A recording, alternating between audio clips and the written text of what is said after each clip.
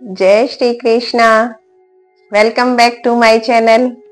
और आज एक सवाल है कि भगवान को पुकारने के लिए क्या करना होगा या कैसे वो हमारी मदद के लिए प्रकट हो पाते हैं। ये कौन सा भाव है या कौन सा ऐसा स्वर है जिससे उनको बुलाया जा सके, पुकारा जा सके और वो हमारी मदद के लिए आ सके।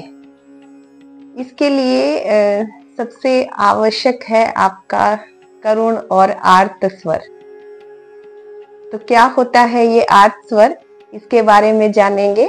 और यदि आप चैनल पर नए हैं तो चैनल को सब्सक्राइब कर लें, वीडियो में कमेंट और लाइक शेयर करके प्रोत्साहन भी करें। आप सभी का धन्यवाद। ये जो आर्त स्वर है, इसमें भगवान के सिवा कोई सहारा नहीं होता।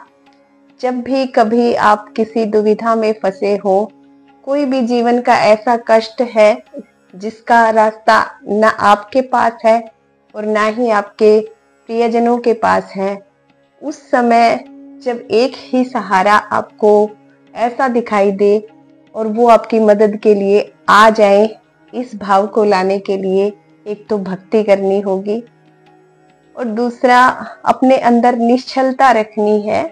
ये निश्चलता आती है भक्ति भाव से ही। निरंतर जब हम साधना और अभ्यास करते हैं, अच्छे कर्म करते हैं, तो ये स्वर आ जाता है और कई बार आवश्यकता के अनुसार भी ये करुण स्वर निकल आता है। आप भी जीवन में देखते होंगे कि बहुत बार ऐसा हुआ है, जिस समय आपने परमात्मा को पुकारा या याद किया उस भाव से, जिस भाव से आपको आवश्यकता थी, और वो किसी न किसी रूप में आपकी मदद के लिए आ ही गए होंगे।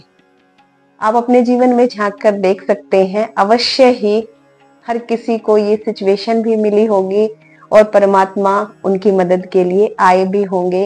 यदि आप सच्चे भक्त हैं तो ईश्वर आपकी मदद के लिए अवश्य आते हैं। ये जो आर्त स्वर है, ये होता है जब कोई सहारा नहीं, सिर्फ और सिर्फ आप उस परमात्मा को ही अपना एकमात्र सहारा चुनते हैं।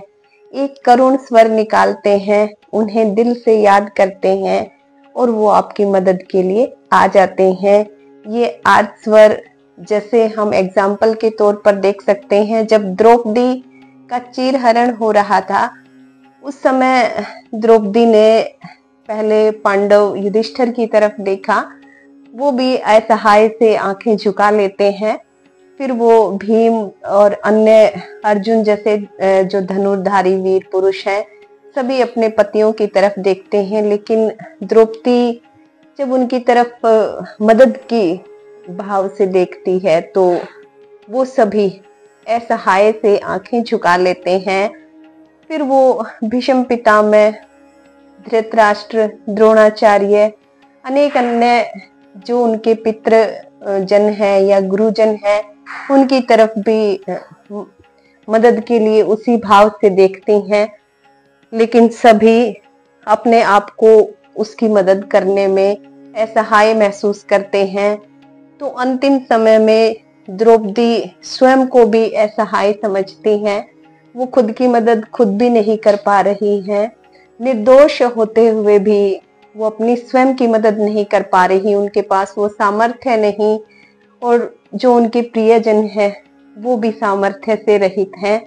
ऐसे समय में वो सिर्फ कृष्ण को पुकारती हैं, उन्हीं का ध्यान करती हैं।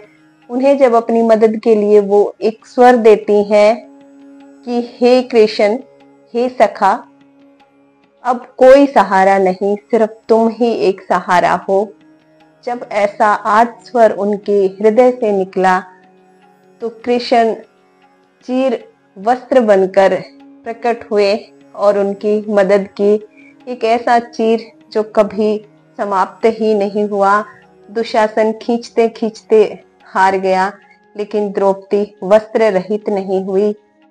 तो कभी भी जब कभी आप कोई ऐसी दुविधा में हो या ऐसे कष्ट में हैं जहां से आप असहाय हैं, उस समय जब आप आर्त स्वर से उस परमात्मा को याद करते हैं, उस करुण भाव से उसे पुकारते हैं, तो वो अवश्य आपकी मदद के लिए प्रकट होते हैं। अपने आप को इस योग्य बनाइए, जैसे द्रौपदी की मदद हुई। अनेक और भी उदाहरण है जहाँ पर श्रद्धा और भक्ति सहित यदि परमात्मा को पुकारा गया तो वो प्रकट हुए हैं।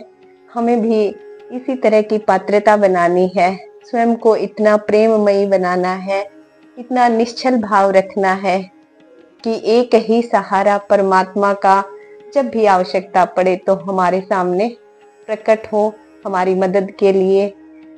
भक्त प्रहलाद का भी एक ऐसा ही उदाहरण है कि जब वो अग्नि में, जैसे होलिका को वरदान प्राप्त था तो होलिका जल गई और प्रहलाद बच गए। ये सिर्फ भक्ति और आर्त स्वर से ही आता है। निर्बल की हमेशा ईश्वर मदद करते हैं।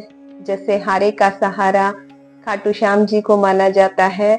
जैसे ही आप हर तरफ से हार जाते हैं, कहीं से आपको कोई सहारा नहीं मिल रहा होता, सिर्फ उस समय आप एकमात्र परमात्मा को अपना सहारा मानते हैं और परमात्मा को पुकारते हैं, तो वो अवश्य ही आपकी मदद के लिए प्रकट होते हैं।